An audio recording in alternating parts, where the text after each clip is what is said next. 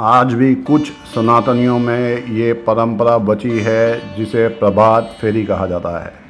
सुबह सुबह ब्रह्म मुहूर्त में लोग उठकर निकलते हैं और आसपास में जो भी नदी हो, ये नर्मदा जी हैं, वहाँ पर उनको प्रणाम करते हैं, भगवान की परिक्रमा करते हैं, भजन कीर्तन करते हुए निकलते हैं।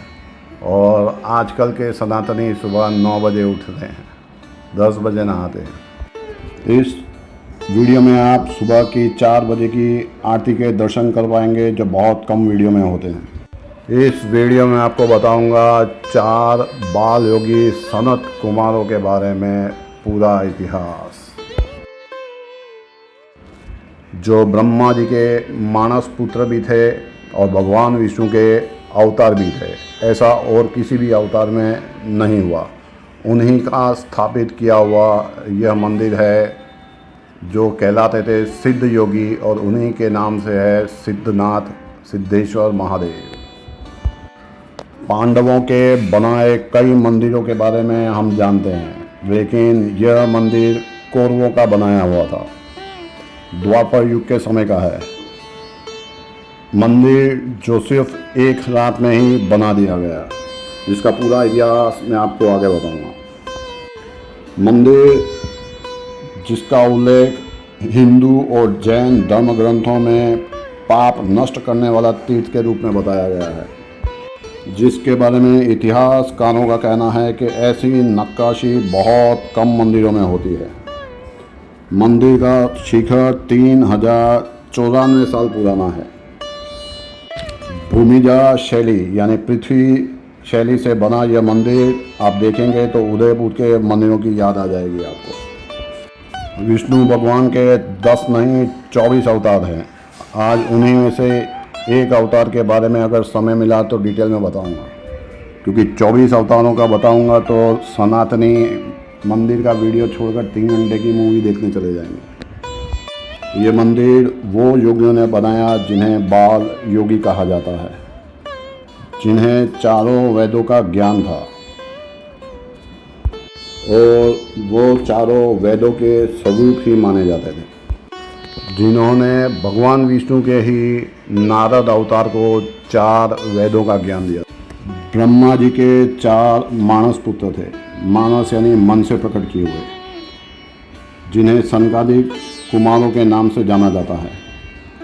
सनत, सनंदन, सनातन और सनत कुमार। ये चारों हमेशा 5 साल के ही रहे, क्योंकि यही उनकी इच्छा थी कि वो बड़े ना हों और भगवान विष्णु की तपस्या करते रहें। वो परम योगी और ज्ञान में सर्वोच्च थे। ब्रह्मा जी ने जब इन तपस्वियों को संसार बढ़ाने के लिए कहा, शादी करने के लिए कहा, तो उन्होंने मना कर दिया और सदा भगवान विष्णु की पूजा करना चाहते थे, जो 5 साल के बद के ही रहना चाहते थे जीवन भर, ताकि अपने लक्ष्य से ना भटके। और वो हमेशा ही 4-5 साल के रहे और परम योगी थे, इसीलिए उन्हें बाल योगी भी कहा जाता है। और उन्हीं सिद्ध योगियों द्वारा स्थापित है ये सिद्धेश्वर महादेव। चारों वेदों का ज्ञान उन्होंने भगवान विष्णु के हंस अवतार से लिया था। भगवान विष्णु के 10 अवतारों के बारे में सब सुना है, लेकिन भगवान विष्णु के 24 अवतार हैं, फिर किसी वीडियो में बताऊंगा। लेकिन हंस अवतार से उन्होंने 4 वेदों का ज्ञान लिया था और फिर वही ज्ञान उन्होंने विष्णु जी के ही नारद अवतार को दिया था। नारद जी भी 24 अवतारों में से एक अवतार माने गए हैं, जिनका हम कई सनातनी मजाक उड़ाते हैं। इन सनत कुमारों में ब्राह्मणों के सभी गुण थे, इसीलिए इन्हें भगवान विष्णु का ब्राह्मण अवतार भी कहा जाता है। तीनों लोकों में घूमे वो सनातन धर्म के प्रचार के लिए, ज्ञान प्रदान करने के लिए, भगवान की भक्ति का प्रचार करने के लिए। और हम सच्चे सनातनी, मेरे जैसे सच्चे सनातनी को मंदिर में 1 घंटे की लाइन में खड़ा रहना पड़े और 10 मिनट का मंदिर का वीडियो देखना पड़े तो स्किप कर देता हूँ। नर्मदा नदी के किनारे नेमावर में है ये सिद्धनाथ महादेव मंदिर। सबको अपनी 7 पीढ़ी की चिंता है, लेकिन भगवान के 24 अवतार हैं, उनका नाम तक नहीं मालूम, और मोह माया 7 पीढ़ी की। नेमावर को पहले नाभीपुरा के नाम से भी जाना जाता था। महाभारत के समय यह एक बिजनेस हब हुआ करता था। राजाओं ने इसका नाम नाभापट्टनम भी रखा था।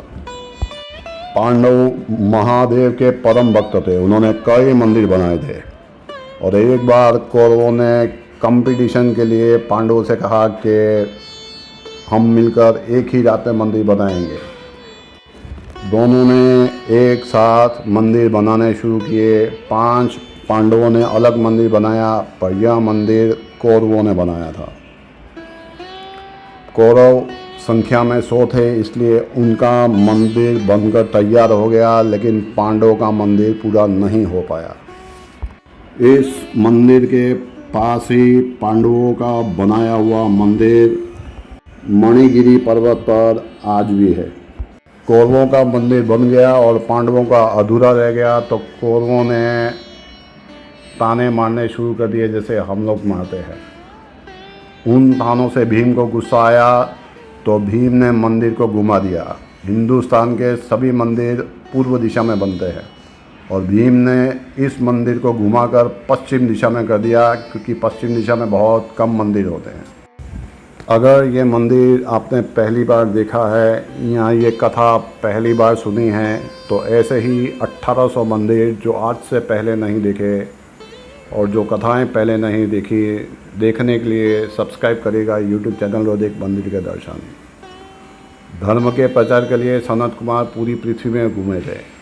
आप धर्म के प्रचार के लिए इस वीडियो को 5 व्हाट्सएप के ग्रुप और 5 फेसबुक के ग्रुप में तो फॉरवर्ड शायद कर ही लेंगे।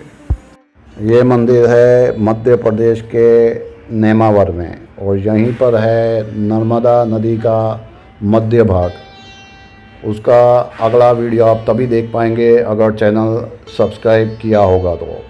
लेकिन भैया धर्म का चैनल सब्सक्राइब करेगा कौन?